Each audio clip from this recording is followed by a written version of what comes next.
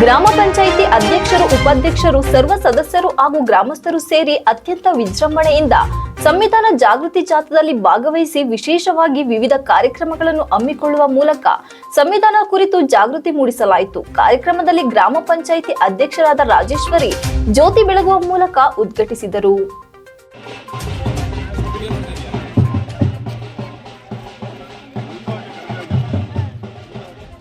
ಗ್ರಾಮ ಪಂಚಾಯಿತಿ ಅಧ್ಯಕ್ಷರು, ಉಪಾಧ್ಯಕ್ಷರು, ಸರ್ವ ಸದಸ್ಯರು ಹಾಗೂ ಗ್ರಾಮಸ್ಥರು ಸೇರಿ ಅತ್ಯಂತ ವಿಜೃಂಭಣೆಯಿಂದ ಸಂವಿಧಾನ ಜಾಗೃತಿ ಜಾಥಾದಲ್ಲಿ ಭಾಗವಹಿಸಿ ವಿಶೇಷವಾಗಿ ವಿವಿಧ ಕಾರ್ಯಕ್ರಮಗಳನ್ನು ಹಮ್ಮಿಕೊಳ್ಳುವ ಮೂಲಕ ಸಂವಿಧಾನದ ಕುರಿತು ಜಾಗೃತಿ ಮೂಡಿಸಲಾಯಿತು. ಕಾರ್ಯಕ್ರಮದಲ್ಲಿ ಗ್ರಾಮ ಪಂಚಾಯಿತಿ ಅಧ್ಯಕ್ಷರಾದ ರಾಜೇಶ್ವರಿ ಜ್ಯೋತಿ ಬೆಳಗುವ ಮೂಲಕ ಉದ್ಘಾಟಿಸಿದರು. ಶಿಕ್ಷಣ ಇಲಾಖೆ ಸುರೇಶ್ ಮಾತನಾಡಿ, ಎಲ್ಲರಿಗೂ ಸಂವಿಧಾನದ ಸಾಮಾಜಿಕ, ಆರ್ಥಿಕ ಮತ್ತು ರಾಜಕೀಯ ನ್ಯಾಯ ದೊರಕಿಸುವ ನಿಟ್ಟಿನಲ್ಲಿ ಸಂವಿಧಾನ ರಚನೆಯಾಗಿದೆ. ಇದನ್ನ ತಿಳಿದು ಉಳಿಸಿಕೊಳ್ಳುವುದು ನಮ್ಮೆಲ್ಲರ ಕರ್ತವ್ಯವಾಗಿದೆ ಎಂದು ತಿಳಿಸಿದರು.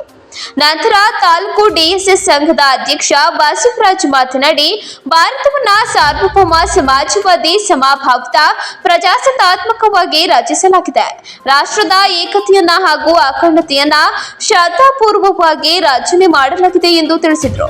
ಈ ಸಂದರ್ಭದಲ್ಲಿ ಸಮಾಜ ಕಲ್ಯಾಣ ಇಲಾಖೆ ಉಪನಿರ್ದೇಶಕ ಲಿಂಗರಾಜು, ಗ್ರಾಮ ಪಂಚಾಯಿತಿ ಅಧ್ಯಕ್ಷರು, ಉಪಾಧ್ಯಕ್ಷರು ಹಾಗೂ ಸರ್ವ ಸದಸ್ಯರು, ಗ್ರಾಮ ಪಂಚಾಯತ್ ಅಭಿವೃದ್ಧಿ ಅಧಿಕಾರಿಗಳು, ದಲಿತ ಗ್ರಾಮಸ್ಥರು, ಶಾಲಾ ಶಿಕ್ಷಕರು, ಅಂಗನವಾಡಿ ಹಾಗೂ ಆಶಾ ಕಾರ್ಯಕರ್ತರು, ಶಾಲಾ ಮಕ್ಕಳು ಇತರರು ಉಪಸ್ಥಿತರಿದ್ದರು.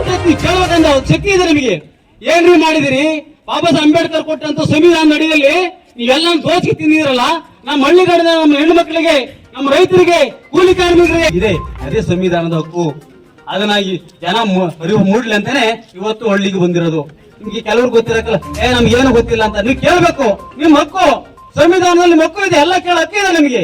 ಯಾರಿಲ್ಲ ಅಂದರು. ಅಧಿಕಾರವನ್ನು ಹೊಂದಿರತಕ್ಕಂತ ನಮ್ಮ ಅಧಿಕಾರವನ್ನು ಅಂತ ಹೇಳಿದ್ರೆ ನಮ್ಮ ದೇಶದ ಅಸ್ತಿತ್ವವನ್ನು ಯಾರು ಕೂಡ ಪ್ರಶ್ನೆಯನ್ನ ಮಾಡಬಾರ್ದು. ಬೇರೆ ಯಾವುದೇ ದೇಶ ಇರ್ಬೋದು, ಅಕ್ಕಪಕ್ಕ ಇರ್ತಕ್ಕಂತ ಯಾವುದೇ ದೇಶ ಇರ್ಬೋದು, ನಮ್ಮ ದೇಶವನ್ನ ಪ್ರಶ್ನೆಯನ್ನ ಮಾಡಬಾರ್ದು. ಅದರ ನಮಗೆ ವಿಶ್ವಸಂಸ್ಥೆ ಮಾನ್ಯತೆ ಕೊಟ್ಟಿರ್ತದೆ. ಹಂಗಾಗಿ ನಮ್ದು ಕೂಡ ಒಂದು ದೇಶ, ಯಾರು ಕೂಡ ನಮ್ಮ ದೇಶದ ಮೇಲೆ ಯುದ್ಧವನ್ನ ಮಾಡ್ಲಿಕ್ಕೆ ಬರುವಾಗಿಲ್ಲ ಅಂತ ಒಂದು ಪರಮಾಧಿಕಾರವನ್ನು ಹೊಂದಿರತಕ್ಕಂಥ ರಾಷ್ಟ್ರ ಆಗ್ತದೆ.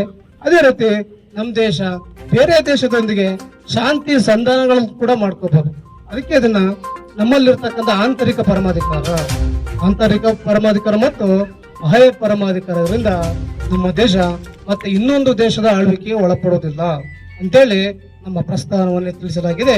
ಅದೇ ರೀತಿ ಸಮಾಜವಾದಿ ರಾಷ್ಟ್ರ, ಈ ದೇಶದ ಸಂಪತ್ತು ಎಲ್ಲರೂ ಕೂಡ ಸೇರ್ಬೇಕು.